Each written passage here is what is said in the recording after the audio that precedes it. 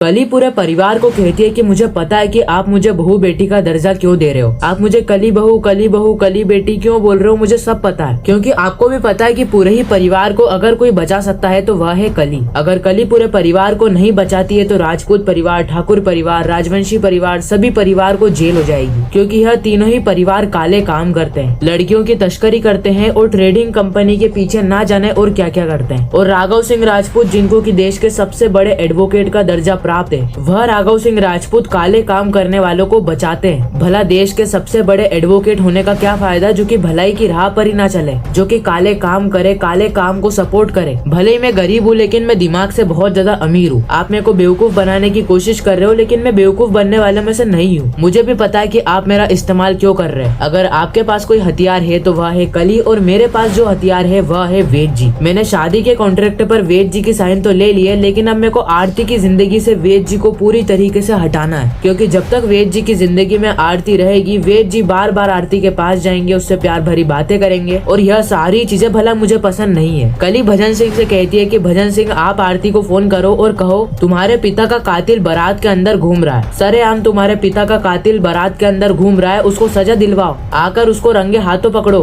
और जब आरती वहाँ पर आएगी, आरती को पूरी तरीके से खत्म कर देंगे। यानी कि ना रहेगी बांस, ना बजेगी बांसुरी। आरती पूरी तरीके से भगवान को प्यारी हो जाएगी। तो आखिर पूरी कहानी क्या है, आइए जानते हैं आज के एपिसोड में।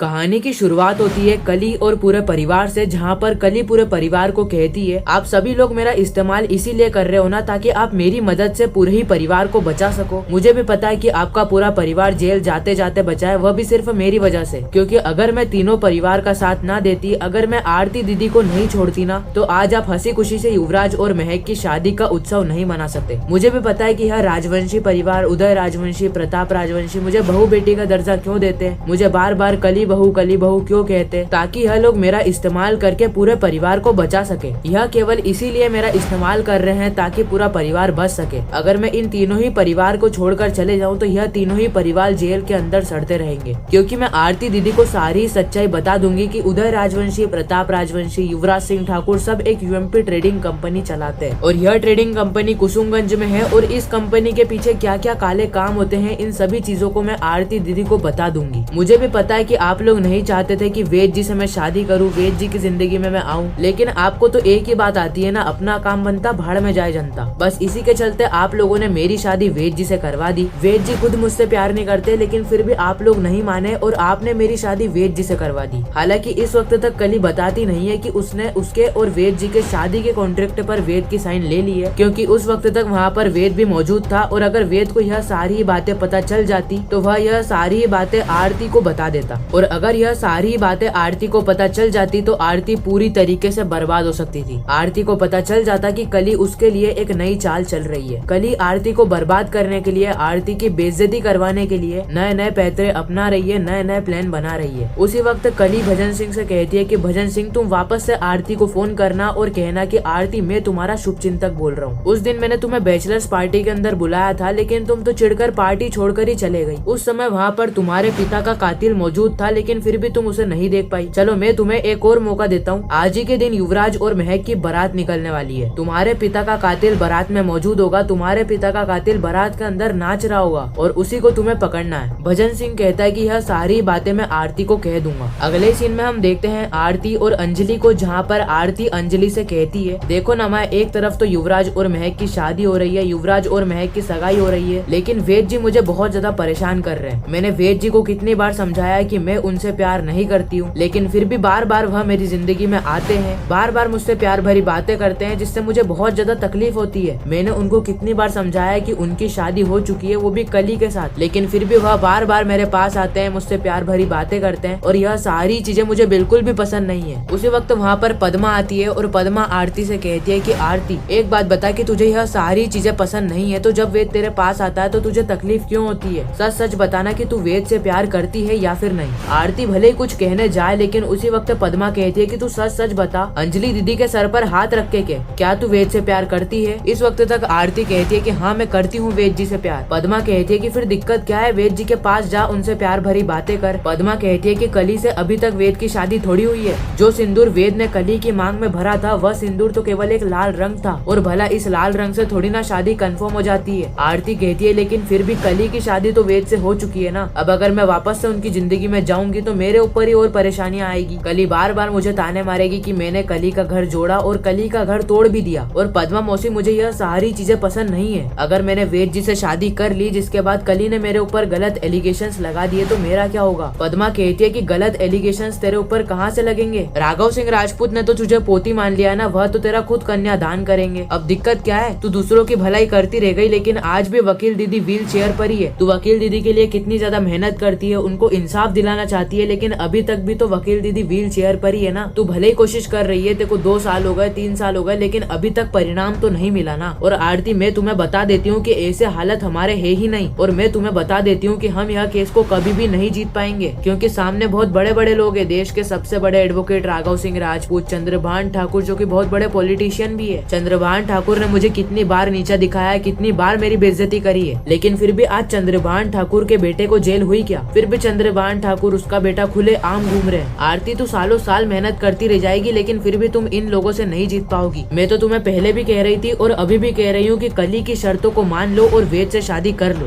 राघव सिंह राजपूत के घर चले जाओ क्योंकि तुम उसकी पोती हो, तुम पूरे परिवार के अंदर घुल मिलकर रहो ना। अब दिक्कत क्या है? अगर राघव सिंह राजपूत फिर से तुम्हें परेशानी देते हैं तो बात की बात में देखेंगे, अभी तो तुम राघव सिंह राजपूत के घर में चले जाओ ना। आरती इस वक्त तक पद्मा की बातों को नहीं मान रही होती है, लेकिन उसी वक्त आरती के पास भजन सिंह का फोन आता है। भजन सिंह आरती से कहता है कि मैं तुम्हारा शुभचिंतक बोल रहा हूँ, मुझे भूले तो नहीं ना, क्योंकि मैंने पहले भी तुम्हें फोन करके तुम्हारे पिता के खूनी के बारे में बताया था, लेकिन तुमने मेरी बातों को तो अनसुना कर दिया। मैंने देखा तो तुम बैचलर्स पार्टी के अंदर आई थी, लेकिन आने के बाद पता नहीं क्यों तुम चिढ़कर वापस चले गई। ऐसा क्या हो गया था वहाँ पर आरती? ऐसा क्या हो गया था? तुम्हारे पिता का कातिल वहाँ पर मौजूद था, लेकिन फिर भी तुम उसको पकड़ नहीं पाई। और भला पकड़ती भी कैसे, क्योंकि तुम तो उसी समय पार्टी छोड़कर भाग गई थी। चलो कोई बात नहीं, मैं तुम्हें एक और मौका देता हूँ। युवराज सिंह ठाकुर की बारात निकलने वाली है और तुम्हारे पिता का कातिल युवराज सिंह ठाकुर के बारात में आने वाला है। अगर तुम तुम्हारे पिता के कातिल को पकड़ना चाहती हो तो बारात के अंदर आ जाना, मैं तुम्हें तुम्हारे पिता के कातिल के बारे में बता दूंगा। आरती कहती है कि हाँ मैं जरूर आऊंगी, लेकिन मैं तुम्हें पहचानूंगी कैसे? भजन सिंह कहता है कि तुम्हें तकलीफ लेने की क्या जरूरत है, मैं तुम्हारे पास खुद चलकर आ जाऊंगा। आरती कहती है कि ठीक है, फिर मिलते हैं बारात में।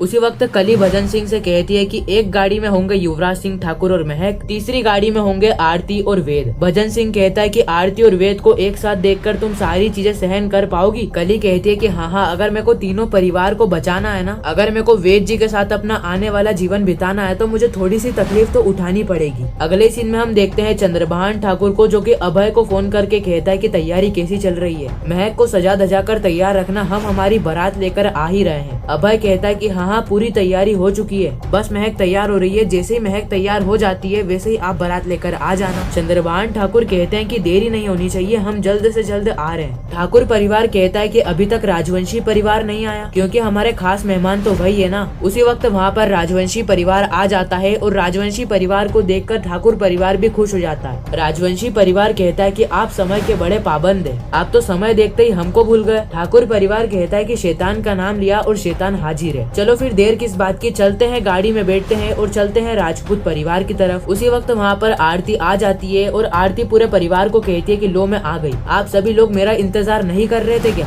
भला मैं भी तो राजपूत परिवार की पोती हूँ ना। ठाकुर परिवार कहता है कि हाँ आरती, तुम्हारा भी वेट कर रहे थे, अब हमें लेट हो रहा है, चलो हम बारात में चलते हैं। तीनों ही परिवार गाड़ी में बैठकर बारात लेकर जा रहा होता है राजपूत परिवार। उसी वक्त आरती वेद से कहती है कि यह मुझे किस गाड़ी में बिठा दिया है, भला मैं वेद जी के साथ क्यों बैठी हूँ? उसी वक्त वेद कहता है कि अभी भले ही तुम मेरी पत्नी नहीं हो, लेकिन आगे जाकर तो तुम मेरी पत्नी बनने ही वाली हो ना। माना कि कली ने हमें अभी दूर दूर रहने को कहा है, लेकिन आगे जाकर तो हम सेम ही रहने वाले हैं ना, आगे जाकर तो हम एक दूसरे से शादी ही करने वाले हैं। आरती का दिमाग इस वक्त तक बहुत ज्यादा गर्म हो जाता है और वह गाड़ी छोड़कर भाग जाती है। और इसी के साथ यह एपिसोड यहीं पर ही खत्म हो जाता है। बाकी आने वाली कहानी बहुत ही ज्यादा इंटरेस्टिंग होने वाली है। आने वाली कहानी को लेकर आप कितने ज्यादा एक्साइटेड हो नीचे कमेंट करके जरूर बताना। मैं मिलता हूँ किसी नेक्स्ट इंटरेस्टिंग वीडियो में किसी नए रिकैप के साथ, जब तक के लिए गुड बाय।